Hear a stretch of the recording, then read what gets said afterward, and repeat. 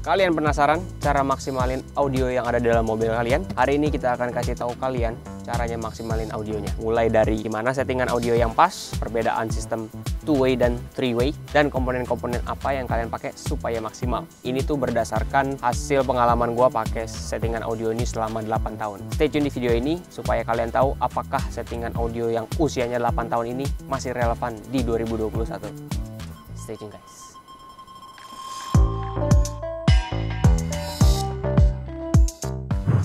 Oke, sebelum lanjut, gue akan kasih tau kalian dulu kenapa penting banget kalian upgrade sound system audio kalian di dalam mobil. Nah, biasanya audio bawaan dari mobil yang kalian beli itu masih standar. Dengan kalian upgrade sound system di dalam mobil, itu bisa ningkatin sound quality-nya. Pastinya dong, kalian kalau macet-macetan, bosen, ngantuk, itu bahaya dong. Karena audio ini bisa ningkatin experience berkendara kalian, supaya kalian nggak cepet bosen tuh, nggak cepet jenuh waktu kalian lagi nyetir, terutama pas macet. Enak di telinga, pasti makin fokus dong nyetirnya.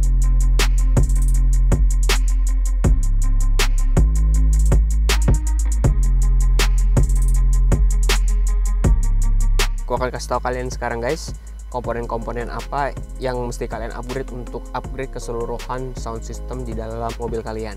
Nah, pertama di sini kita punya head unit bawaan dari manufaktur, dari pabrik, itu pasti standar banget.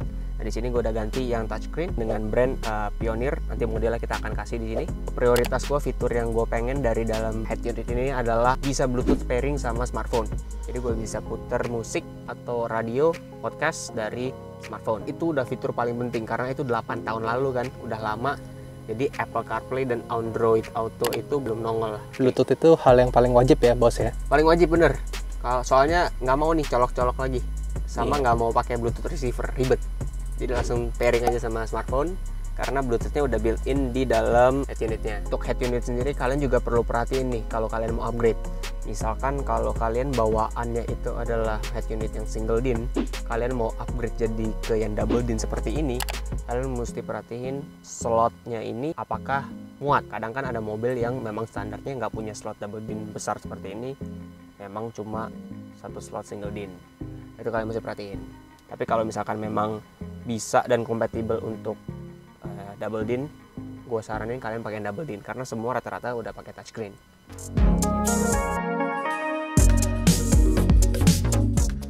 Lanjut bos, sekarang kita bahas soal speaker. Nah, sistem audio di dalam mobil kalian itu sebenarnya ditentuin dari speakernya kalian juga. Ada istilah yang namanya two-way dan three-way component. Two-way itu berarti speakernya terdiri dari 2 komponen, tweeter sama woofer kecil. Kalau three-way berarti ada 3 komponen, seperti yang kita pakai di mobil ini.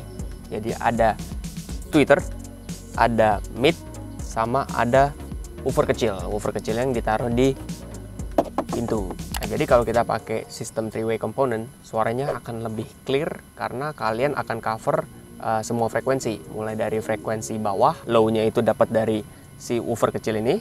Nah, mid range-nya dapat dari mid, sama high frekuensinya, frekuensi tinggi dapat dari tweeternya. Jadi three-way jelas menang daripada two-way. Tapi belum tentu juga three-way itu lebih bagus, karena kalau sistem yang two-way disetting oleh expert, itu bisa ngalahin juga dengan sistem three-way yang settingannya asal-asalan. Ayo kita lihat ke bagasi. Straight to the point. Straight to the point.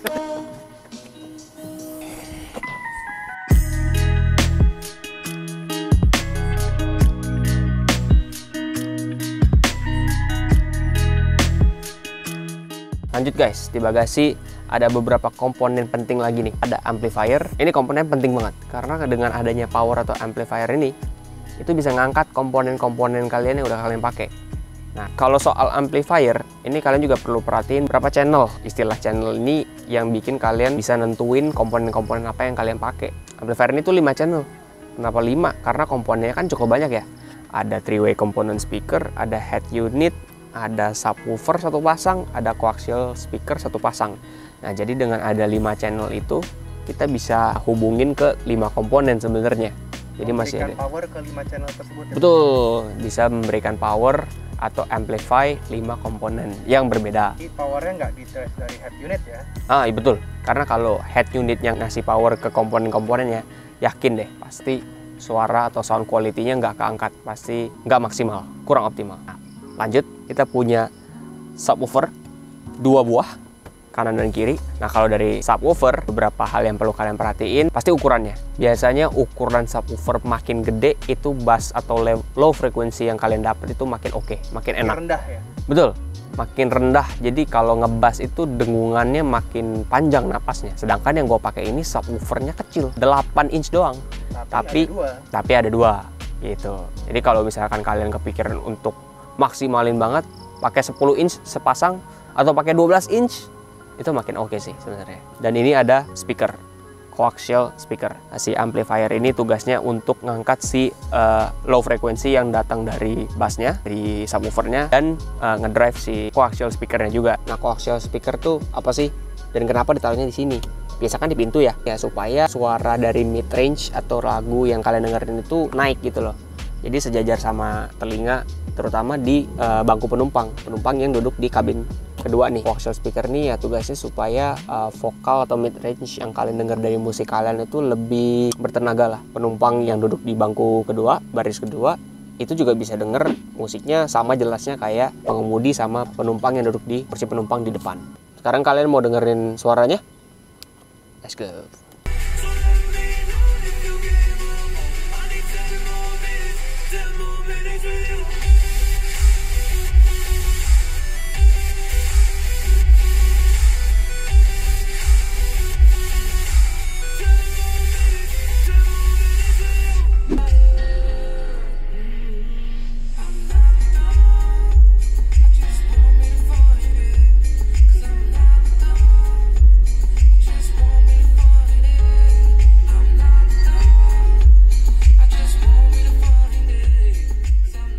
Nah, di sini kelihatan banget kan jelas tertulis ini Venom. Memang ini banyak komponen yang gue pakai dari Venom. Amplifiernya dari Venom, ada coaxial speaker juga dari Venom, dua ya, kanan dan kiri. Kalau dari subwoofernya sendiri, itu gue pakai sepasang dari JL Audio. Coaxial speakernya 6,5 inch, subwoofernya JL Audio itu 8 inch. Untuk model-modelnya sama part numbernya, tuh karena ini modelnya udah lama banget ya, 8 tahun lalu. Nanti gue akan kasih kalian untuk referensi model-model terbaru yang relevan di tahun 2021. Jadi kalau kalian terpikir untuk beli, kalian bisa coba model yang kita kasih ini. Settingan sound system di dalam mobil itu ada dua tipe. Ada tipe yang pasif sama yang aktif. Kalau sekarang kita pakai sistem yang pasif. Kenapa disebutnya pasif? Karena lihat nih, komponen kita semua ditanam nih. Nah, ini pasif, nggak bisa kita pindah-pindah. Supaya rapi ya? Betul. Ada lagi satu tipe, yaitu tipe aktif. Jadi kalau ini subwoofernya tertanam, customized box dari awal dicetak. Kalau yang sistem aktif ini, subwoofernya ditanam di dalam satu box, tapi boxnya itu bisa kita relokasi, bisa kita pindahin di mana aja. Mau taruh di kanan, mau taruh di kiri, mau taruh di tengah kabin pun bisa. Dan power dan subwoofernya jadi satu ya bos ya? Biasanya begitu, bener. Jadi sistem yang aktif itu dalam satu box itu udah ada satu subwoofer, biasanya gede subwoofernya 10-12 inch, sama ditanam juga amplifiernya di situ. Jadi kesannya lebih praktis sih. Oh ya bos, ini katanya juga harus dipasang peredam ya? Betul, mobil ini sekujur tubuh interiornya itu dipasangin peredam. Karena di depan udah ada 3-way component speaker kan. Pastinya di pintu kanan kiri depan ada nih. Di bagasi ini juga ada sebenarnya. Ini, cover ini ada, di balik ban serep ini pun ada. Kalau kalian mau lihat. Aduh bos, maaf. Nah, nih kalian bisa lihat. Nah, ini peredam semua nih. Nah, kalian pasti penasaran kan kenapa gue pasang peredam ini full satu mobil. Alasan yang pertama, suaranya tuh nggak mental-mental di dalam permukaan yang ada di dalam kabin nih. Suaranya juga supaya lebih terfokus, terarah, dan lebih kedap aja di dalam interior nih. Alasan yang kedua, kalau kalian kalau kalian ngobrol sama lawan bicara kalian atau penumpang, itu kalian nggak perlu teriak-teriak karena nggak beradu jadi suara kalian sama suara musiknya. Wih, sampai banget bos. Iya dong. Nah, sekarang gue akan ngomongin soal keuntungan, kerugian, soal positif atau negatifnya dari sound system di dalam mobil Jazz ini. Nah, itu kerugian yang pertama, space. Kalian perlu perhatiin, misalkan kalian pakai sistem sound system yang pasif, biasanya kalian harus kompromi sama space atau ruang yang ada di dalam mobil kalian. Kalian kan bisa lihat nih ya, Gua duduk di dalam bagasi nih. Volume bagasinya kan kalau standar pasti kan lebih gede daripada sekarang ini. Kita kan custom box, subwoofernya ditanam, terus ada lagi nih coaxial speaker di atas, amplifier di tengah. Lumayan makan tempat sih. Tapi menurut gua ini worth it sih untuk suara yang didapat. Masih bisa digunakan daily use, benar. Nah itu makanya juga kenapa orang banyak yang prefer ke sistem aktif supaya mereka nggak kehilangan space yang sebanyak ini sih gitu. Nah ngomong-ngomong soal space, di depan juga nih, di kabin pengemudi, kan kita pasang 3-way component speaker ya. Di pilar A itu kita tanam tweeternya sama midnya di situ. Nah itu tuh bikin viewing angle kalian kalau lagi nyetir itu agak terganggu sedikit lah. Jadi kemakan sedikit. Jadi kadang kalau gue belok ada motor lewat nih, kadang suka nggak kelihatan. Nah itu agak bahaya tuh. Jadi kalian perlu hati-hati. Sisi negatif lain dari sistem pasif yang gue pakai ini adalah karena ini kan teknologinya masih lama ya, udah dari 8 tahun lalu.